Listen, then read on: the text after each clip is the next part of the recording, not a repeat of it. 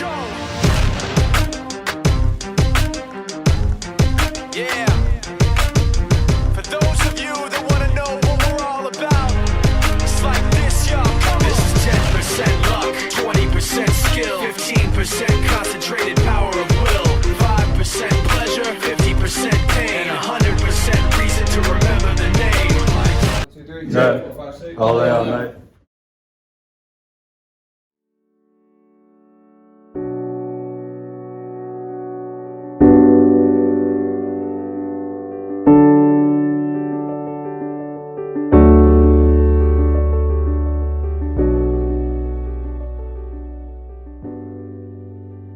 Kind of over the last 4 years, we have just a great group of seniors, 5 guys that are still with us. Such an important group. It was a class that came in the fall of 2016 and took over for the first recruiting class that we had brought in, when I came back to coach here back in 2011, 2012. We were a really, really young team.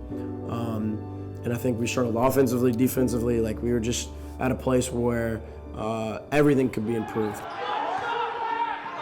Freshman year, we were playing 6 freshmen rotation. We had 2 seniors, struggled. Sophomore year was definitely an interesting year. Same thing, we lost our 2 seniors, very young team. Brought in 2 new guys that went into the starting lineup and, struggled again.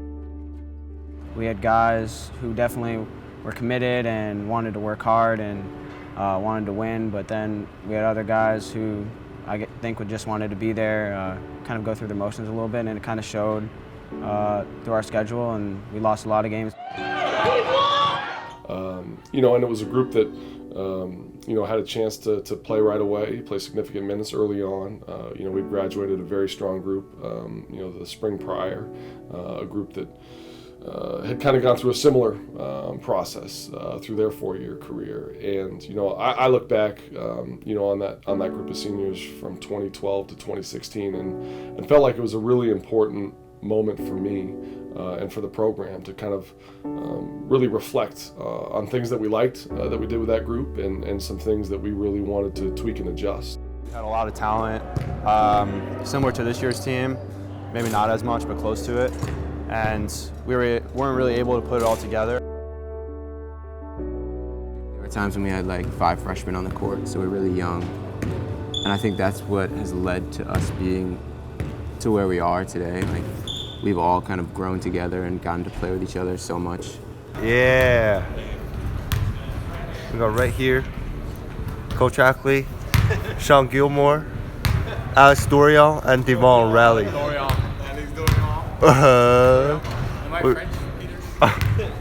Out there, Steve Daly working on the jump hook. Right there, Coach Onley. Yeah. Yeah. Two kids playing right there. Right there. My freshman and sophomore year is a typical day for me would not really be centered around basketball at all. I'd have some schoolwork, hang out with my friends, really just lay around and kind of just show up to practice, have fun. Whatever happened, happened, and I cared about it. I wanted to win, I wanted to perform well, but it wasn't really the main focus of my time here. As a team, probably that was pretty common, and I think we played pickup a few times a week in the off season. We lifted a few times a week, but we were kind of, when we weren't in season, we were just kind of having fun and trying to get better, but not in a way that would really be productive in the long run. Whereas in the past, last year and especially this year, we've really upped our conditioning, really upped our focus in the weight room. Guys are getting shots up basically every day. Like, it's rare to come into the gym and see less than 3 or 4 teammates getting some work in. I know freshman year we came in and I thought it was kind of a joke that we would wake up Monday at 6 and do one workout with Dawn that was like, you slide once, like a bunch of like that. It was very useless. Sophomore year, we took like a marginal step forward and we were doing full court layups. At least we were running a little bit. And then these past 2 years, we've kind of buckled down. And it's like last year we were running 3 days a week, I think, lifting 2 or 3. And this year, 4 days a week of running, conditioning test type stuff. And then stuff outside of conditioning tests. So everyone's favorite Indian run, like doing stuff that is kind of outside of traditional basketball conditioning mold to build that mentality of you need to be able to get through everything. And it's something that I don't think many other D3s kind of replicate, and I think it's probably on par with what you'd see at a D1 program. In the fall of 2016 and that group that came in sort of began that process. And as we played through the first couple years of their careers, certainly had some moments where you'd begin to see the progress that was being made, but certainly the shortcomings that we all felt in terms of not making the NESCAC playoffs through those first 2 years. When we showed up, there was kind of this feeling that we'll play basketball, but there's a lot of other stuff we want to do at school. And as we've kind of grown through it, like, we were all pretty pissed off with how we were sophomore year. I think that was a collective thing where it wasn't just on the court, but off the court we were, I think kind of fractured in a sense. We came back junior year and we all kind of said, all right, we're going to put in this work. We're going to be the hardest working team on campus, and I think that's an objective statement. I don't think that's objective in a sense. I think what it really created was a sense and sort of a chip on our shoulders, especially for that group that wanted to prove that they were as good as anybody and that they could play with the very best of the competition in NESCAC, and really how that carries beyond to the national perspective. And one of the things that I think became really important at that time was just sort of the tweaks and adjustments in our approach, in our work ethic, and sort of the culture that surrounded the team. We have a pretty strong nucleus for the senior class. I think Coach Dorion and the coaches did a good job recruiting good kids, and then just creating a culture in the program. So, we kind of found our identity, if you will, freshman to junior year. And this past year, this current year, we really put it all together. We have seen that we really have a lot of talent in this building, whether it's the coaches, the players, just the support staff around us. And we've kind of lost the complacency of just being an okay team or not so good team. And we saw that we had a chance to do something special with the talent around us. We have guys like Alex Dorion, Sam Jefferson, Ethan Schlager, who kind of set the mentality years going forward that things are going to be different. And I think over these past 2 years, that's showing in our record, and it's just a testament to how hard we've worked and the time we put into this in the fall and in the off season and then in games. Yeah, the off-season, that was brutal. I did not expect that much work, but the conditioning and the lifting was a grind, and I think it was as much of a mental grind as a physical grind, because you had to wake up every other day at 5:30 for lifts, and then after the classes, you'd have to go do tough conditioning tests. I mean, it was hard, but I think it really prepared us well for this season. This is now the next level, and it separates who's serious about it and who's not. And I feel like all 15 guys or whatnot we had, really bought in this fall and prepared ourselves, and now we're in a really good position going forward. We have a lot of upperclassmen who kind of made the transition not too difficult at all, and they kind of welcomed us in a competitive environment, showed us how to succeed at this level, and kind of showed how to carry yourself at Colby. We would run through all of our actions before we ran through the pickups. So they're all really intense, really focused, working on running our stuff. So that way, once we got to the season, everybody was very familiar with the actions that we were going to install. So I think they were really important, just prepping us for practice and for games. We start much later than the rest of Division III. Most teams start October 15th. We don't start until November 1st. So they have almost 2.5 weeks on us in practice, and then the biggest thing I think from a coach standpoint is they get 2 scrimmages, or they can do exhibition games like Division I, Division II. We're not really able to do that. So we get, I think it's 9 practices and then the alumni scrimmage before we really kick off our first week of practice for a real game. So, the advantages other Division IIIs have when we first start off, I think is a good chunk, and a reason why I think, you see some earlier upsets that probably wouldn't happen late in the year. Going back to last spring, we really tried to schedule some NCAA tournament teams and teams that are consistently, at the top of their league. I believe 5 of our first 6 games this year were against teams that were either the regular season champ or played in the NCAA tournament last year. And obviously we were able to win those games, a tight one with Ramapo. That was a game that we put on the schedule for a specific reason, and it was to take on one of the powerhouses out of that New Jersey region, and certainly a team that had been coming off an NCAA tournament trip the year prior and has had a really successful run over the last decade. And we were going to find out a lot about our team, I think, in that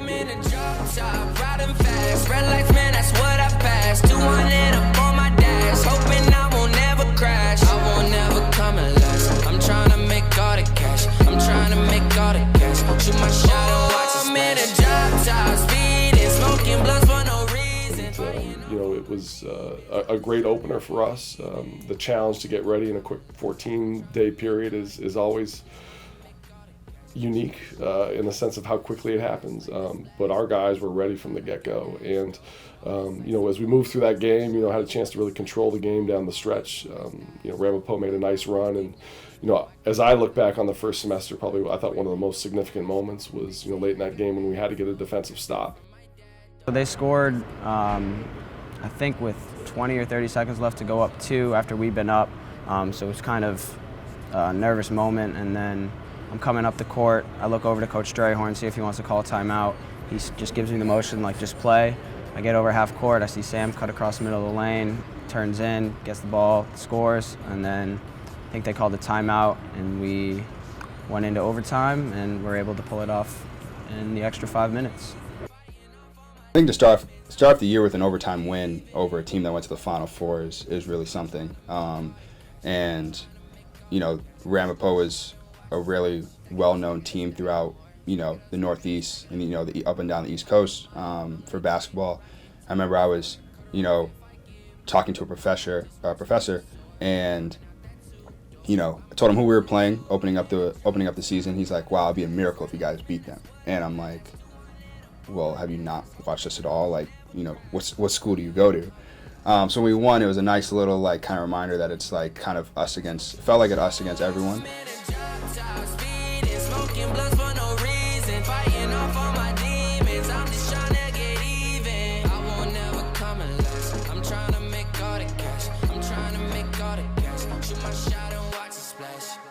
Going through the semester, I think the thing that I was most pleased with was, again, against some teams that were coming off NCAA tournament appearances, regular season conference champions.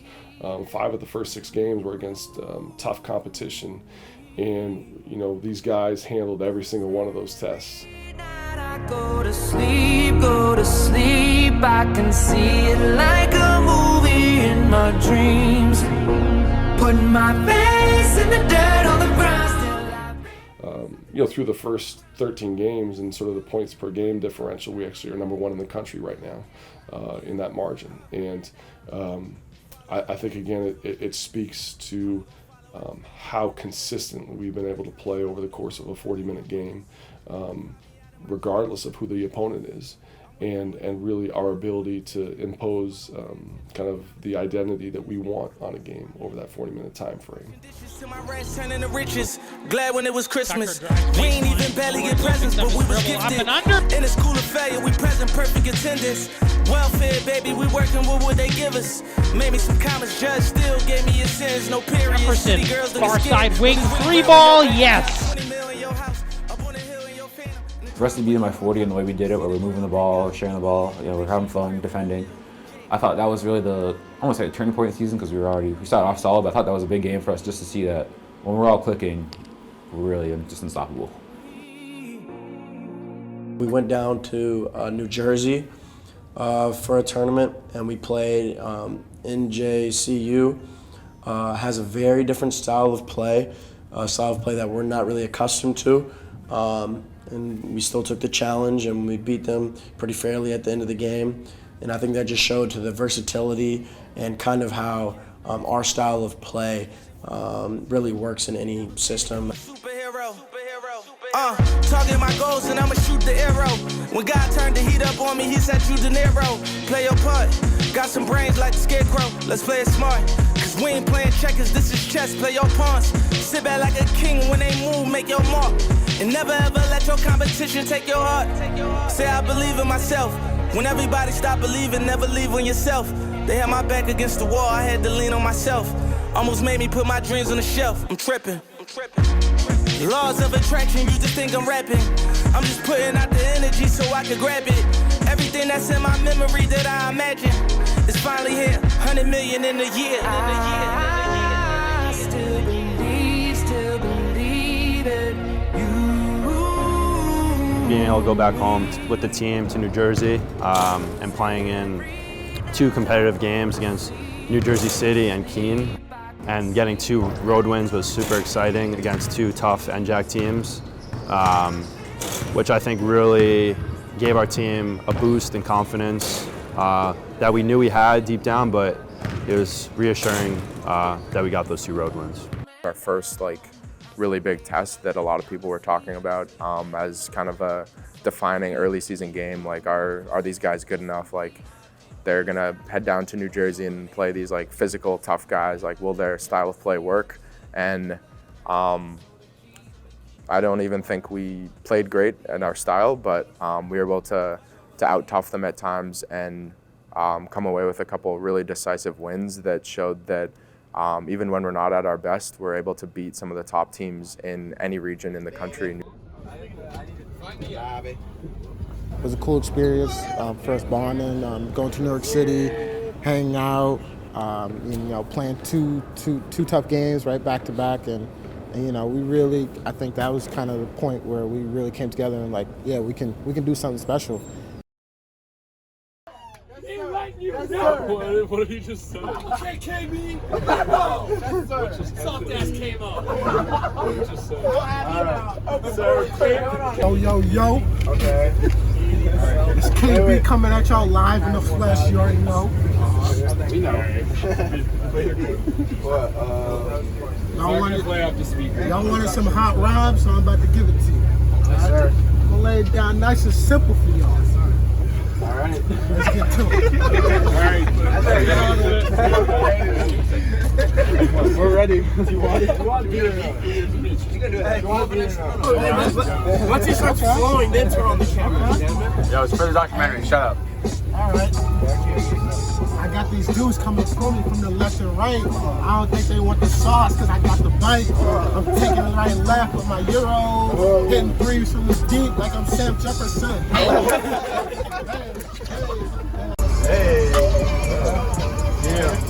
Yeah. These hands so hot in here. I had to put my sweatshirt on. Kill it. Beat drop. Hey, if they don't want me, that's their problem. Right? Go say something. That's all right. Because I still got this smoke. And they don't want you know. I'm killing this beat. Hopping on the track. Put it in the back. Kill it on the hat. Put it in the sack. Put it like that. Put it like that. They pull up to the crib. I'm here to stay. Not messing around with these haters. Hater. 1, 2, 3, 4, 5, 6, and they can take this little. Go ahead, Katie. Hold on, I'm making it. Go ahead, Katie. Go ahead, KB. He don't choke. Even if it ain't no joke.